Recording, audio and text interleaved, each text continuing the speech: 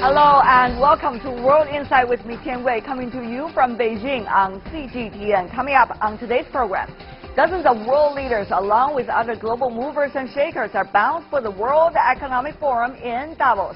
How can the gathering help hash out creating a shared future in a fractured world? And I speak with David Aikman, the Managing Director of the World Economic Forum. He explains how a forum like Davos can be devoted to globalization at a time when positivism thrives.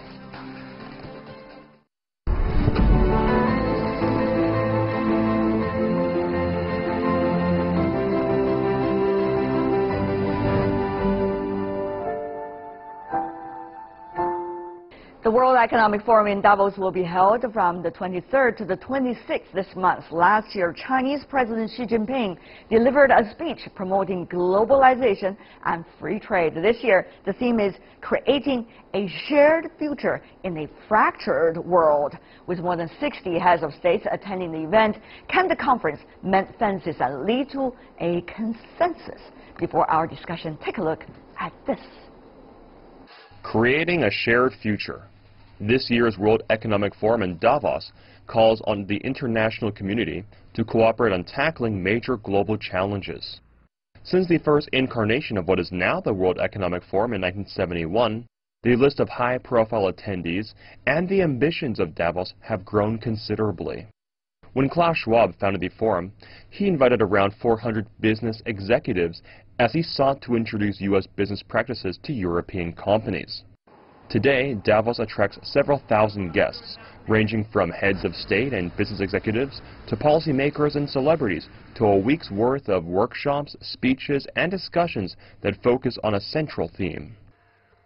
While the theme of the conference changes every year, the powerful underlying message of the World Economic Forum remains the same: the need for global cooperation on all levels at all times.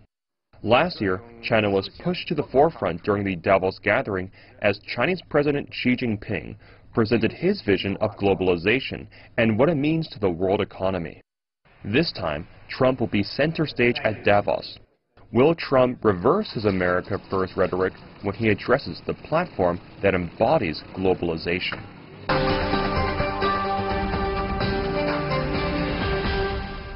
So what is in store for us at the upcoming World Economic Forum in Davos? Let's ask our panelists. Joining us in Beijing, we have Professor Liu Baocheng from the University of International Business and Economics. Welcome, Professor. And also joining us in Geneva, we have Sebastian BUCKUP, who is the head of programming and also member of the executive committee. Welcome. Meanwhile, in Brussels, we have Peter Klepp, head of Brussels office of Open Europe. Welcome as well. I want to start with you, Sebastian. The theme of this year, creating a shared future in a fractured world. I don't know where I should emphasize on. Is it a shared future or is it a fractured world? You are so much putting your efforts into designing this year's forum. Tell me exactly what you meant. Well, thank you for having me on your show tonight. I would say the World Economic Forum is always about ambition and about analysis, and I think that's also reflected in the theme, creating a shared future. That's clearly ambition, and this idea of a fractured world, I would say, is the analytical piece of it, because we are clearly seeing fractures emerge on different levels, be it geopolitical, be it economic, be it societal. But how fractured, and as a result, what is this year's World Economic Forum going to work on in order to come up at least, try to come up at least some remedies? How fractured exactly? Yeah, let's stay on this term of a fractured world, which is a very strong term, but we feel it's an adequate term to describe what we are currently seeing in the world, because we are seeing two different developments. On the one hand, we do see a synchronized economic recovery, which is truly global. I think that is fair to say. We will have new figures on that in Davos from the IMF, but as it seems, there will indeed again be an increase of growth in the global economy in 2018. So these are very positive news. So many people highlight, rightly so, that the world is healthier and wealthier than it has ever been in its history. But at the same time, we're also very concerned about the rise of geopolitical tensions in the world, and more than ever, the World Economic Forum will focus on those tensions. We do have a very strong representation from political leaders around the world to do so. But if I may, Tianwei, there are of course other challenges that are important that need to be discussed on our platform that are taking place more on a societal level as a result of rising economic uncertainty and inequality. And last but not least, of course, a topic that the World Economic Forum has looked at for a very long time are environmental challenges, specifically climate change. Here we also see fractures that are very physical, very real, and that the World Economic Forum is committed to addressing at its annual meeting this year. People are critical, Mr. Klepp, about the World Economic Forum, whether it is just an empty talk shop or it is really going to be a gathering of energy that are likely to come up with some solutions. What do you think, Mr. Klepp? Well, I think it's a great initiative. It's very important to bring political leaders together in a setting that explicitly supports the opening up of trade, because despite all the crises we have, indeed the economy is still growing. In the last decades, a lot of people, especially in China actually, and in the third world, have been lifted out of extreme poverty. So I think the case for trade is very strong. And I would say the number one concern is, of course, that in the United States somebody has been elected into office with a program that is to a large extent protectionist. Now that's the bad news. The good news is that his party, the Republican Party, does not support Mr. Trump in this endeavor for a large extent. They are still very much pro-free trade. And I think that Trump has also backtracked on some of his statements. So some people predict that this year he will double down on what he has promised during the campaign in terms of trade. But I'm more optimistic. I think that he will not go full protectionist. Mr. Trump is going there to the World Economic Forum the very first time as a political leader. Professor Liu, of course, this reminded people of President Xi Jinping of China, who went to World Economic Forum last year. So you see two very different voices. Yes, they also point to very different directions and are carrying different philosophies. So the actually, 30 years ago, we were lectured by the Western world, particularly the United States, on how to open the market and what benefit it can bring, and also how to commit to global responsibility. And now China is doing it, and it seems that the quote-unquote master is really retreating. So that's something that we always say 30 years make a huge difference among nations, among their philosophy, among their growth level. But it's not completely, fragmented yet. So, every country, particularly even if Trump is really going for United States first, they still wanted to ensure an open world. But the problem is that everyone is trying to do the cherry picking to pick the best that suits for them and shovel the responsibility to others. So that's something very interesting. That's also a concern, Sebastian, that some people would have for this year's World Economic Forum, whether it would be the Western countries, if you categorize countries like that. Sometimes people disagree with those kind of characterization. If Western countries gathering together and try to figure out, policies or directions of solutions in their favor, not necessarily incorporating the ideas of the developing and the least developed economies. And if that is the case, protectionism will be probably even more on the rise rather than the other way around. Sebastian. Yeah, thank you very much for that question. Indeed, Donald Trump is going to participate at the World Economic Forum this year. But I should highlight also in the context of what my colleague here just said, he is not going to be in Davos alone. He's going to be there with a very strong representation of the Republican Party. It's going to be one of the biggest American government representations in the recent history of the World Economic Forum. We will have 8 members of cabinet there as well. And I think that's really worth highlighting because Many of those will arrive early in Davos. They are committed to staying for the entire period at our meeting. Also, President Trump is expected to stay a little bit longer than just giving his speech. For us, these are encouraging signs of engagement after last year in Davos, for instance, where there was great concern about the retreat of American politics from the global stage to some extent. So we have a very engaged American delegation, but of course I cannot speculate, and I do not want to speculate about the agenda of that delegation. We will hear from President Trump and other politicians on that. And on your second point, of course, international cooperation, specifically trade, needs to be inclusive to maintain its momentum. If trade is not inclusive, both between countries and within countries, then we can expect a political backlash against it. And to some extent, this is what we have seen. This is what has led to certain outcomes, particularly in Europe and in the United States, election outcomes, I mean.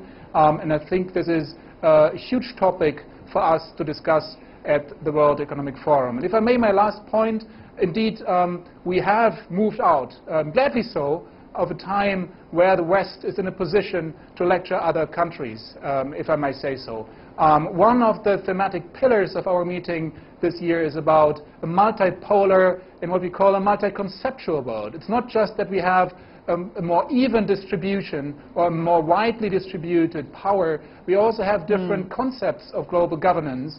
And that's why platforms like the World Economic Forum, the G20 and others are so important, because that requires even more interaction and communication to find common ground and common interest. Chinese official Liu He will also be going there. Of course, he's been working and dealing with economic issues for decades. But the thing that is more interesting related to that is China has become the second largest economy. So people are looking at different diversities of governance, diversity of development models, diversity of ideas, diversities of policies, and diversity of blueprints and the discussion in those specific speeches and sessions.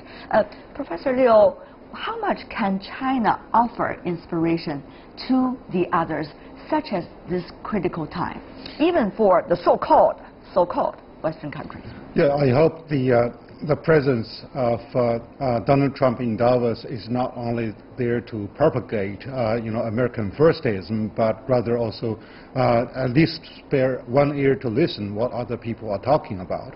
And also the Chinese participation shows that it is really a multipolar world, and it is the diversity that we are there to respect, and we are really driving this diversity and respect this diversity, and by committing more actually to providing more public goods to the world. And also China does really present, in fact, although China is not really boasting, that how a developing economy can really lift a larger number of population out of extreme poverty, and how the pluralism can really work instead of a singular type of approach. But the question is, Mr. Clapp, who's going to have a bigger persuasive power in a way? Well, this is all about trade. So trade is mutually beneficial. So to put it simply, if China wins, everyone wins. Because if China becomes wealthier, it also becomes a market for other countries. But I have to argue, Mr. Clapp, I have to argue it is not just about trade. The World Economic Forum has never been just about trade. It's about everything related to trade and the economy, including geopolitics. And as you may know, these days, if the geopolitics is not stable, you cannot get great trade, right? So it is really chicken and egg thing that we are talking about here. So we cannot hide away from some of the very controversial and challenging issues, I guess. Mr. Clapp, do you agree with me? Oh, of course I agree with you. I was definitely not contradicting you. And indeed, you need a stable framework to underpin international trade. And indeed, some of the biggest concerns at the moment are, of course, the risk that North Korea would acquire a nuclear bomb. I'm not sure if that's in anyone's interest. On the other hand, we now see with the Winter Olympics that there's some approachment between North and South Korea. So also in recent years, this has been a little bit under the radar. The North Korean economy has opened up to a certain extent, of course, from a very close level. So not all is doom and gloom, right. But I would consider that at the moment as the biggest threat, as you say, in terms of politics for international trade. Mr. BUCKUP, there are those issues, what Mr. Klepp just mentioned about the DPRK nuclear issue. There is also the dramatic change taking place in the greater Middle East. There is also, of course, the issue of the #1 economy, the United States. Where is it going politically? And all at the same time, there is the technological innovation that we are seeing. Yet, we do not know at this point which is going to be the taking off pad for the world economy for the next stage. We don't know. So all of these things are mixed up right now in front of our eyes. So this is going to be the most challenging thing, isn't it? It is challenging indeed, and that complexity, that interplay of technological, environmental, of course, as well, societal, political trends makes for an explosive mix on the one hand, but of course also opens many opportunities for solving some of these challenges. Particularly in the Chinese context, since we spoke about trade, and then let me move away from trade as well. One of the sessions that I think we can look forward to at the annual meeting is a session on trade and on not just on protectionism, but on rethinking trade to make it beneficial for a larger group of people. It is linked to the EWTP work, the Electronic World Trade Platform, an initiative where the World Economic Forum, the World Trade Organization, and Alibaba, amongst others, have been involved in. Jack Ma is going to speak about that. So there are very powerful ideas on how to actually leverage digital technology, which is these days sometimes criticized for concentrating economic gains, for leveraging those technologies to make international trade work for small and medium enterprises. So Tianwei, this is for me an example of where you bring together technologies and global challenges, global economic challenges in that sense, to think up new solutions for the world. So we cannot just talk about the fractures. Of course, we need to talk about solutions. The World Economic Forum is doing a lot of work in that regard. We have done a lot of work over the past years to popularize the term, the Fourth Industrial Revolution. We have done since a lot of work also with China in that context. One specific area is the environment, where we are working with parts of the Chinese government on the circular economy, for instance, and businesses, private and state-owned. So there's a lot of interesting stuff happening, going on throughout the year, I should say, but also at the World Economic Forum. If I may say one last thing about how you introduced your question about who is going to win between China and the United States. No, I'm not saying that. I'm just saying the ideas, which is going to have a more popular response. Not necessarily a competition between China and the United States, but rather competition between ideas. Yes, exactly. Because for me, and I think that's something that we all have to remind ourselves of sometimes, multilateralism is not only in crisis since last year. Particularly those who are working on the trade agenda know that it has been very, very tough over the past years, before the election of Donald Trump, quite frankly, to make progress in that domain. So multilateralism is undergoing major shifts that are way more complex than just one change in government. And the World Economic Forum is trying to play a positive role in that by saying, well, one major challenge is to bring in other stakeholders, to bring in business, to bring in civil societies, bring in experts to deal with that complexity. I see. Professor Liu, I want to address the next question specifically to you, because you're from China. Okay, people go to the World Economic Forum from China. Many of us earlier were there to learn a lot about others' experiences, their practices, and use them on China's own circumstances. But these days, China apparently seems to take the lead in many of the innovations, whether it's governance, whether it's models, whether it's economic development speed, or the innovation. So what is going to be the level of desire for China still be there, strong presence in the World Economic Forum? This is a small question. The bigger question really is, what is going to be the biggest gain China going to have, idea-wise, mindset-wise, when it comes to international exchanges? Yes, I think in 2014, President Xi Jinping spoke very verbally about, we are not only onlookers, observers to the global rules, but also we need to participate and possibility to lead the global rule-making process. And hence, we do not only actively participate in Davos, but also we host the summer Davos in China. Right. And we found that the forums like WEF and many other are really stimulating, not only in terms of ideas, but also to bring more resource together, and also they are there to have more forward-looking, to bring them a better vision to Chinese decision makers. Mr. BUCKUP, what would you say briefly? Well, for me, this is a great example, but of course also this upcoming meeting in Davos. We have the biggest Chinese delegation in Davos this year ever, with about 130 participants.